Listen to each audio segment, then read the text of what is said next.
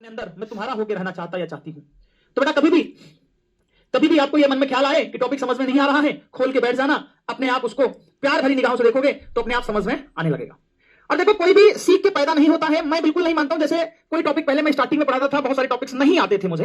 या देखो, सारे टॉपिक सबके परफेक्ट नहीं होते हैं। जो लोग आके बोलते हैं ना यूट्यूब पे ऑनलाइन कि हम खुदा हैं, हम फलाने हैं, हम धमकाने हैं, फर्जी बात बोलते हैं। बेटा कोई खुदा नहीं होता है, सारे लोग दिन प्रतिदिन सीखते हैं कुछ नई चीजें।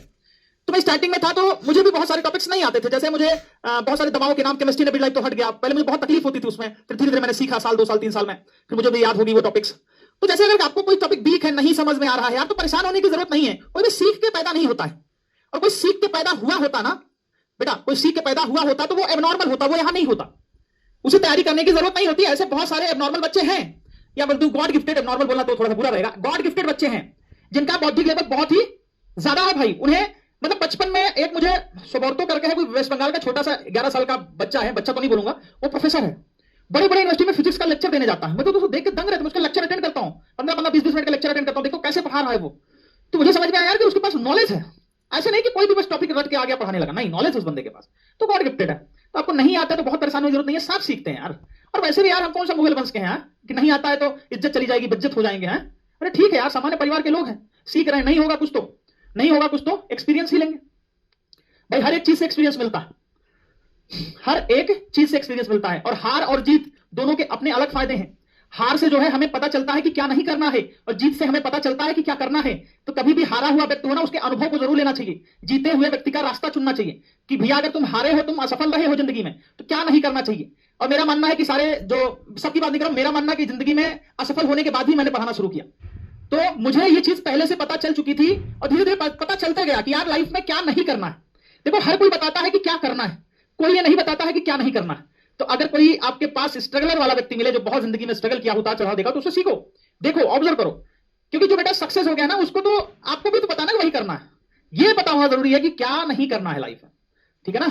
अभी जो तुम ये कर रहे हो ना, आज मैंने लेक्चर देखा तुम्हारा, लेक्चर कौन सा शूट कर रहा हूं, 4th लेक्चर, बहुत अच्छे कमेंट्स आए उसमें, वीडियो में बहुत अच्छा लगा। सारे बच्चों ने एकदम धमाकेदार कमेंट किया, जो उसके साथ फूल पत्तियों से स्वागत किया, बहुत शुक्रिया। लेकिन कुछ बच्चे उसी में पड़े हुए हैं, 2-4 लड़के 5-6 लड़कियां हैं। मतलब मेरे को समझ में नहीं आ रहा है यार कि इनका फ्यूचर कहां जाएगा। अब यार इनको अगर कोई टीचर छपरी बोल देता ना, तो फिर बाद में लोग कहते हैं कि देखो टीचर जो है अभद्र मर्यादा, मतलब अभद्र भाषा का प्रयोग कर रहा। लेकिन तुम सोचो ना यार, उस टीचर का पेशेंस लेवल कितना होगा यार। मतलब मेरा पेशेंस लेवल बहुत कम है, फिर भी मैं टॉलरेट कर रहा हूं कि यार मेरी क्लास में आके तुम पढ़ाई के अलावा सारी बातें कर रहे हो। बेटा तुमको भी पता है तुम्हारा सिलेक्शन नहीं होना है, और तुम जिन तितलियों का या जिन तितलों का तुम पीछा कर रहे हो, उनका ज्यादा तक सफर नहीं है। वो सिर्फ जब फूल उगते नहीं है, जब फूल के उगने का समय आता है तभी तितलियां आपको दिखाई देती। जैसे ही फूल मुरझा जाएंगे, तितलियां भी विलुप्त हो जाएंगी।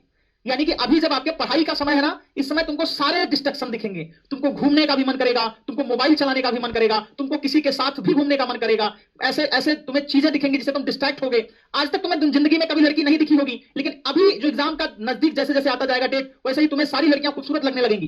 क्योंकि मेरा दिमाग कहता है कि अब तू कर, क्योंकि दिमाग थक चुका है। और बताऊं, सबसे ज्यादा खुरापात इंसान इस दुनिया में कोई है तो वह है हमारा दिमाग। हमारा दिमाग ही कहता है कि अब मत पढ़, और हमारा दिमाग ही कहता है कि मोबाइल चला। हमारा दिमाग ही कहता है कि जाके इंस्टाग्राम पे चेक कर, उसका डीएम तो नहीं आया है। हमारा दिमाग ही कहता है कि हॉस्टल के बाहर खिड़कियों से देख, सामने वाले हॉस्टल पे कोई बाहर तो नहीं आया है। सिर्फ दिमाग की खुरापात है। अगर दिमाग की खुरापाती को समझ गए ना दोस्त, उस पर कंट्रोल कर ले गए, तो बेटा आप जीवन में राज करोगे।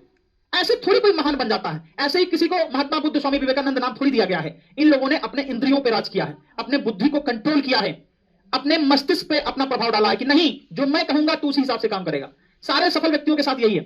मैं ये नहीं कह रहा हूं कि उनका दिमाग भटका नहीं है, दिमाग सबका भटकता है। आपका भी भटक रहा है तो उसे कंट्रोल करो ना यार, कंट्रोल कर ही नहीं रहो।